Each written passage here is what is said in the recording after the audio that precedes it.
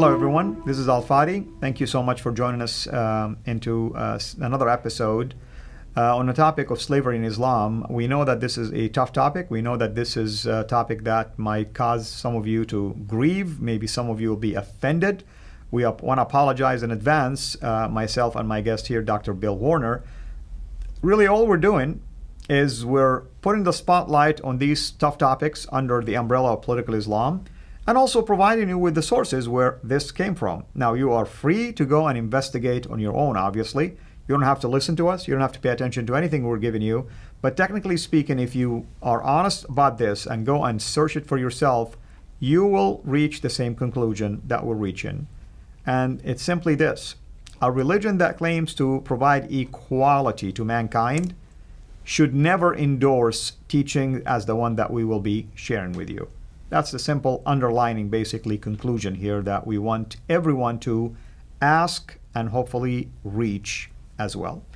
Bill, last time we talked about slavery in general, in general under Islam, and I want to just mention something here today. I mean, one of the things we talked about is that slavery in Islam, or the doctrine of slavery, allows the capture of women, even underage women, and they can become your property to the point that you can even sleep with them, technically speaking.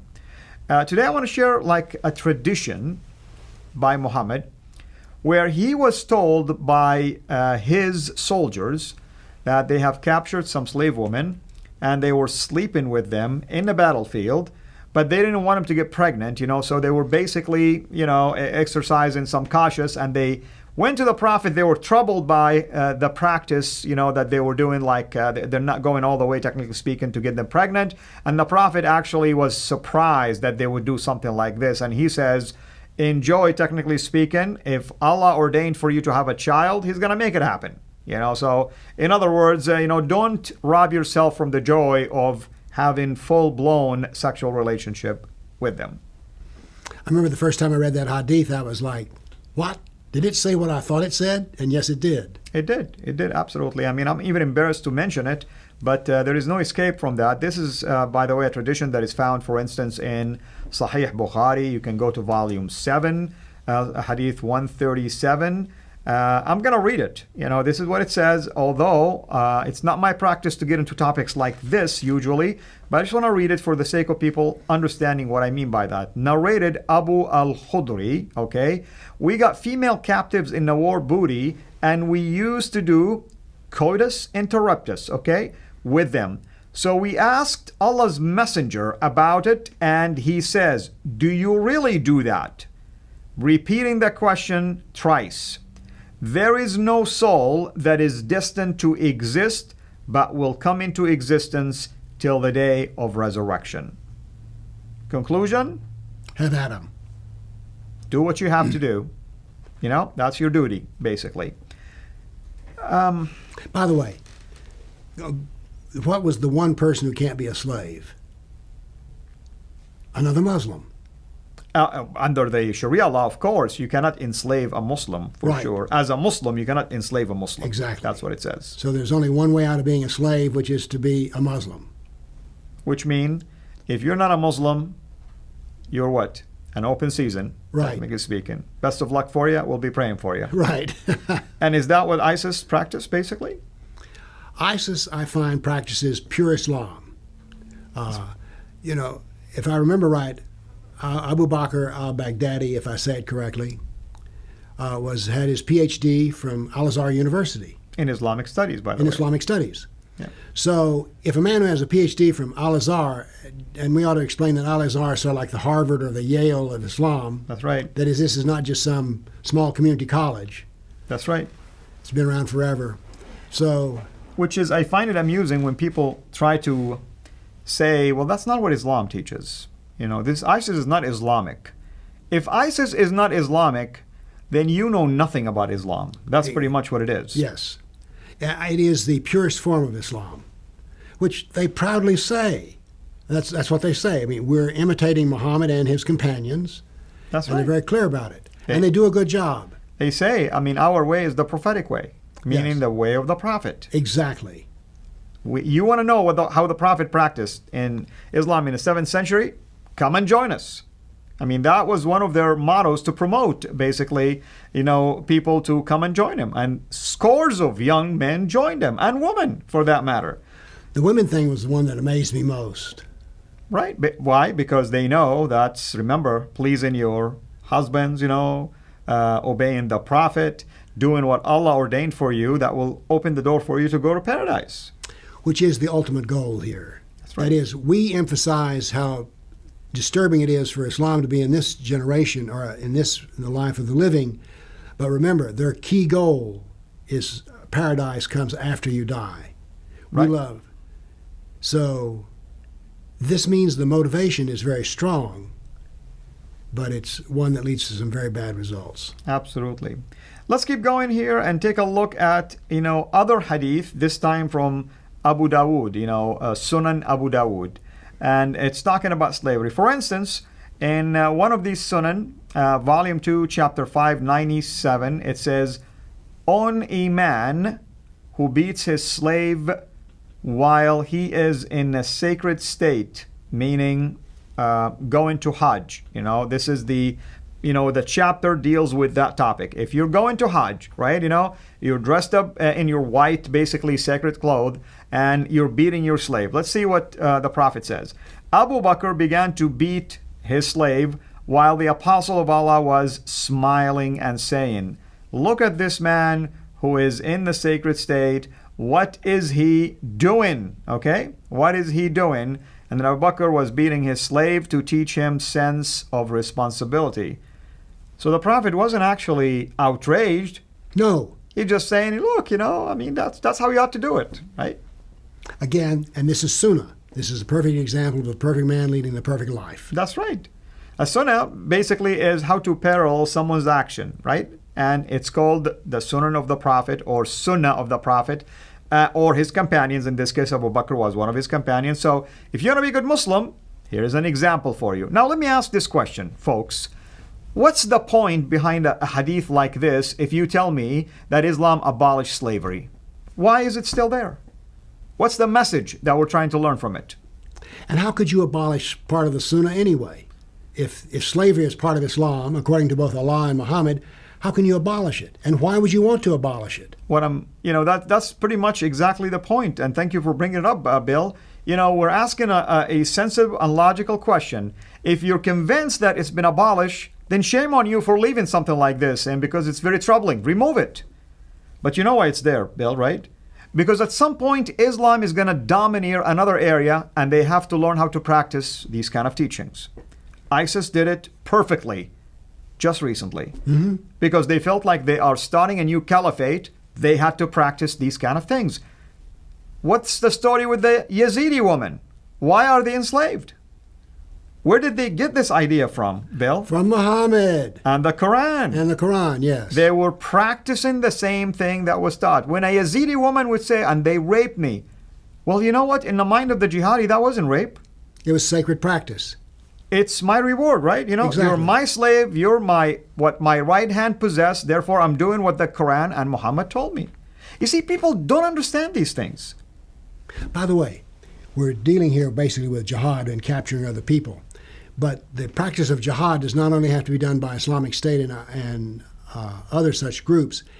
It can also be done by one person on the street. If your purpose in attacking a kafir woman is for the purpose of jihad, that is dominating her in the name of Islam, then you have your own war booty right there in front of you with one person.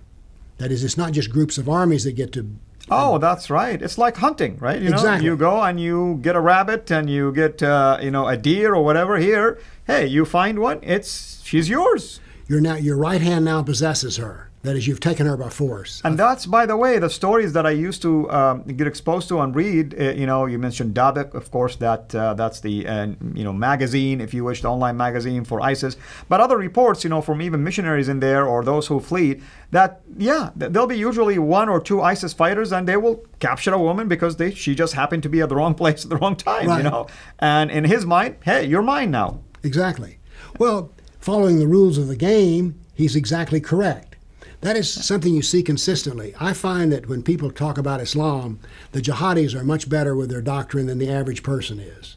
That's right. That's why they're jihadis, and that's why they're willing to go to the extreme, that they're going for. So back again to my question. Why is it that we have such teachings in the Quran or the Hadith unless that there is a time and a place when this will be practiced? That's the only reason why it's still there. Right. By the way, let's talk about a special class of slaves, which are the black slaves. In Africa, many slaves were taken, but the complaint was you're never supposed to take another Muslim as a slave. But the Sharia courts are filled in Africa with black jurists saying, hey, our jihadis are capturing and enslaving Muslims, which is wrong and must not be done. They didn't say it was wrong to make slaves. It was that you're not supposed to capture Muslims. But of course, a good slave trader, if he's shy on Kafir slaves, he's got a business to run, can't blame him for that, so he takes whatever the nearest by, and if they're a Muslim, whatever Allah provides. Yep, I mean, that's the thing. It's very troubling when you read things like this. When we deal with the contractual obligation to a slave, for instance, this is what the hadith says. In Sunan Abu Dawood, hadith number 3499 or 3500, it says, the contractual obligation of a slave is 3 days. If he finds defect in the slave within 3 days, he may return it without any evidence. There is a return policy, Bill. I didn't know about that. This hadith. I did not know that there is a return policy. I mean, how generous. Here's what's so funny. Now, a Muslim clerk would say, see the mercy of Islam? It's telling you to return the slave if you find defects, right. Whatever that might be, actually. If he finds a defect after 3 days, he will be required to produce evidence that the slave had the defect when he brought it. So now it gets a little bit more difficult, but you may get by. So all you have to do is probably find 2 liars to lie with you, and right. Everything will be fine. By the way, I'm reminded, what was Muhammad's occupation before he became a prophet of Allah? He was a businessman. And I notice that we see a certain business attitude towards many things. The longest verse, by the way, in the Quran is about business law. Oh, there's a lot of them, by the way, in the Quran. I mean, they go into details, instructions, percentages, right. and days and numbers and everything. So either Allah was a businessman or Muhammad was a businessman. I would argue it's both. I mean, because it's one and the same, technically speaking. Oh, by the way, let me interrupt. Do you know where we get the name slave in English? Where? From the Slav. So many of them were taken as slaves. Oh, I see. Interesting. So a little historical bit there. Cool. Well, not cool, of course, to enslave anybody.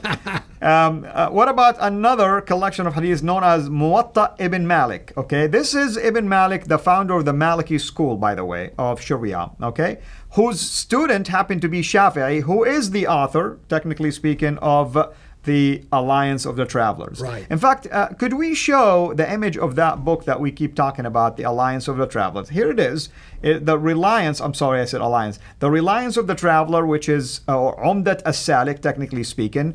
And here, this particular book, which, by the way, done by Nuh, and then the initials, and then Killer. Nuh Killer basically took the Shafi'i teachings and they translated it and did also some studies on it. This is really readily available for anyone to have. It's talking about one of the many schools that Sunni Sharia law has. And in there, Bill, you said your finding was 30% of this was religious, right? And the rest of it was practical, right? Yes, very practical, ranging from good advice. There's some good advice within it, but there's also some advice which I don't care for at all. But the reason we need to, this is getting a sidestep off into Sharia, but Sharia is not like I'll say it in a moment, Catholic canon law, nor is it like Jewish law, because Jewish law says that a Jew can't eat bacon, but Sharia law says nobody eats bacon. That is, the non-believer is there. But slavery is also within the reliance of the traveler, but it's deceptive. It says, it doesn't translate what's there, and it says, oh, this was abolished. Islam was the first people to abolish slavery, which in fact is a lie. It is not true.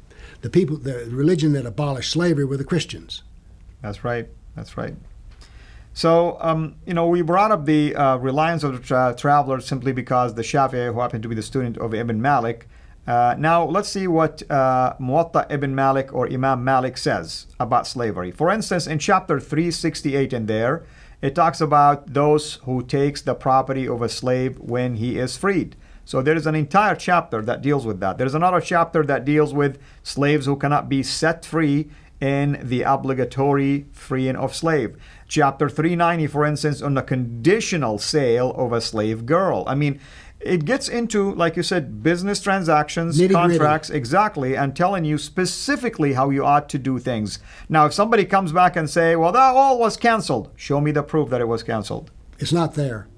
In fact, there is one hadith here, if I can find it. A woman came basically and told Muhammad, hey, Prophet, I emancipated basically my slave girl. And he's like, you could have sold her. Ha! A businessman. Does this sound like somebody who cared about the freedom of people? No. You could have sold her and made money. It's a business deal. So that's the sad thing that we're dealing with. Let me just summarize basically, as a conclusion to our series, some of the rights of slaves under Islam. But before I do that, Bill, do you have anything else you want to cover? Because I want to make sure we tackle the issues. There's one last thing, which is an interesting historical thing, which was the Mosque of Medina always had African guardians who were castrated. They were eunuchs. As a matter of fact, it was the custom of the Arabs to have all black slaves who were male have their gonads and penis removed. Right, and they would do it on the slave ships. In fact, speaking of that, I want to say that there was this man that made a journey almost 50, 60 years ago, and he went and visited different places, including, for instance, Saudi Arabia. His name is Sean O'Callaghan, toured the Middle East and Africa, basically visiting slave markets. And it was recent, and he discovered, basically in Djibouti, there was some stuff going on. In Aden, there's some stuff. Aden, basically in Yemen, South Yemen. In Saudi Arabia, he writes, he estimated about 450,000 slaves. We're talking a couple of decades ago. Right. By the way, the historical records are there for business, which is, do you know the price of the most expensive slave? Who was the most expensive slave you could buy? No. A white woman. And why is this? Who was Muhammad's favorite sex slave? Basically, a woman, Maryam, who is described as being Maria, fair. the Coptic, yep. Yes. Exactly. Which fair means light-skinned. So since Muhammad's favorite sex slave was light-skinned, what does the Sunnah imply? Well, that your favorite sex slave ought to be a white woman, which means her price is elevated. Just a little historical detail. If you're a white woman watching and listening, I don't know what to tell you other than just pray and hope nothing like this would happen in an area where you're living. Because I'm telling everyone, only few in the Islamic community who adhere to the teaching of Islam, the Quran, the Prophet, Sharia, will end up enforcing these teachings. It took a handful of fighters to establish what we call today the Caliphate or ISIS. It wasn't all of the Muslims in the world, just a handful that they have terrorized the world. And by the way, the ideology that caused ISIS to rise, alive and kicking. And another group will go ahead and capitalize on that ideology at some point. I'm not trying to scare anyone. I'm being realistic. Being very realistic. The doctrine is unchangeable. The doctrine is there. It is not. Let's remind people what we're talking about. We're talking about Islam. We're not talking about Muslims. That's right. That's Muslims important. can change. Muslims can reform. Muslims can do anything they want to do. And you're going to find a lot of wonderful Muslims, I'm sure. We're not saying anything about them, but No. the ideology. The ideology. Muhammad doesn't change and Allah doesn't change. It stays the same. That flies in the face of Islam if you say the Quran could be modified or the Hadith could be reduced or edited. In fact, the Turkish government at some point attempted to do something like this by kind of like republishing the Hadith by abolishing some of the what we call Hadith that doesn't apply, technically speaking.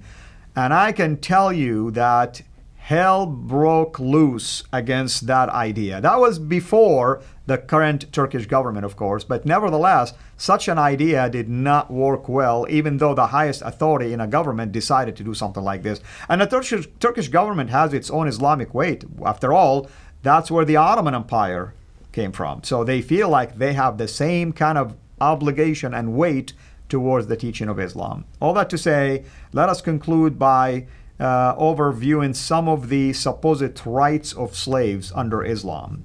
For instance, Muslim men were allowed to have sex anytime with female slaves. Chapter 4, verse 3, chapter 4, verse 29, chapter 33, verse 9. These are the rights of slaves, by the way. Slaves are helpless before their masters as idols are before God. That's the comparison, meaning that you cannot speak or say anything. You're just an idol. Remember what an idol looked like? Can't do anything. Chapter 16, verse 77 affirms this. According to Islamic tradition, people at the time of their capture were either to be killed or enslaved. Shows you that they were at the bottom of the barrel, basically. According to Islamic jurisprudence, slaves were merchandise. In other words, you'll find them in Sharia law under business transactions, technically speaking. It is permissible under Sharia law to whip and lash slaves anywhere, anytime. According to Islam, a Muslim could not be put to death for murdering a slave. That's true. Yeah. Forgot about that. In other words, the slave is just a property. Right. I mean, can you be put to death for killing a camel? No. You can pay maybe a restitution for the camel owner, but hey, it's a camel. It's a camel. So that's equality, right?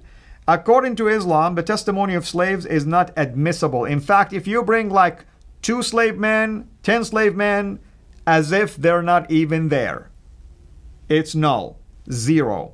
You cannot really have their testimony at all. According to Islamic jurisprudence, slaves cannot choose their own marriage mate. Ibn Hazm, for instance, one of those philosophers and Islamic, theologians, is the one who wrote about that in his writing in volume 7, part 9. And one last thing to cover here. According to Islamic jurisprudence, slaves can be forced to marry who their masters want.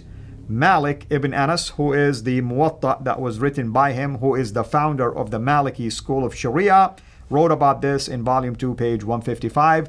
In relationship to this, by the way, if a slave marries anyone without the permission of his master or her master, the marriage is nullified. Mm-hmm. So who has the right to say you can marry or not? Your master. And yet, Muslims have said many times is that the slavery of Islam was almost a benefit and a blessing, not like the ugly kind that we had here in America. Theirs was somehow or another virtuous and good. That's right. That's right. Well, folks, you can see that I can keep on going, but we want to slow it down. It's enough that our stomach is turning already over these kind of topics. But at some point, Bill, I would love for us to do much longer series, taking it one topic at a time, because we want to educate our audience, and we want to bring the reliance of the traveler and read from there and show images from the teachings that are found in there. Any last comments? I think it's very important that we understand the historic roots of this, because right now the history we have of slavery simply is, shall we say, incomplete, and a half-truth is not true. So these things that we're talking about are very important. Because one of the things here in America is that Muslims tell black people, your natural religion is Islam. Christianity is the religion of the white man. Well, taking that and looking at what happens with the slave trade out of Africa, that doesn't seem to work out so well, does it? And we need to know how it does work out based on facts. Absolutely. And we want to again apologize for any material that you may have perceived to be offensive, but please don't take it on us. We're only reporting what these sources are saying, and we've given you references so you can go and inspect it for yourself. Until we meet again in another series, have a blessed day. If you would like to learn more about slavery, read my book, The Doctrine of Slavery, an Islamic Institution. And if you'd like to know more about slavery as it occurs in the day-to-day life of the world today, buy my book, Measuring Muhammad. Thank you.